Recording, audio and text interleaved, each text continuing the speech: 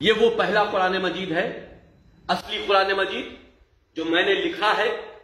صحیح کیا ہے۔ یہ پہلی کتاب اس کی چھپ کر آئی ہے۔ اس کو ہم مسلم فصل لا بورڈ کے ادھیش کو بھیج رہے ہیں کہ اس کو پڑھے اور اس کا ادھین کرے کہ ان میں سے جو ہم نے 26 آیتوں کو نکالا ہے اس سے اس میں کیا فرق پڑ گیا، اور جو ہم نے اس کے سورے ٹھیک کیے ہیں جو پہلے قرآن مجید میں کرم وائز صحیح نہیں تھے، جن کو پہلے خلیفہ ابو بکر، دوسرے خلیفہ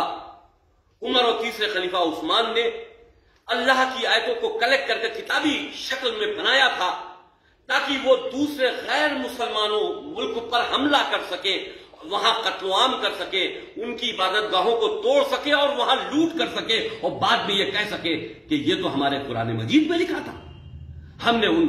26 آیتوں کو اس طرح سے اس میں سے نکال دیا ہے، اور اب یہ اصلی وہ قرآن مجید ہے جو رسول اور رسول کے پریوار والے، جن کو ہم اہل بیت کہتے ہیں، حضرت علی سمیت اماموں تک، ان کے چرت پر آدھارت ہے، کیونکہ نہ رسول نے، نہ حضرت علی نے، نہ کسی بھی ان کی اولادوں میں کسی امام نے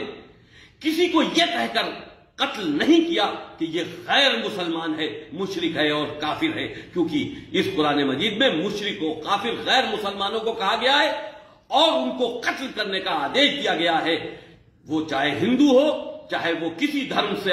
سے سمبندھت ہو، اگر قرآن نہیں مانتا ہے تو وہ مشرک و کافر ہے۔ اس لیے آتنکواد بڑھ رہا ہے۔ اس قرآن کو اگر صحیح طریقے سے نہیں پڑھا گیا تو یہ آتنکواد کبھی نہیں رک سکتا، کیونکہ مسلمان قرآن پڑھ کے آتنکوادی ہوتا چلا جا رہا ہے۔ اس اصلی قرآن مجید کو پڑھنا چاہیے اور ایسی آیتوں کو نکال باہر کر دینا چاہیے جو انسانیت کے لیے خطرہ ہو،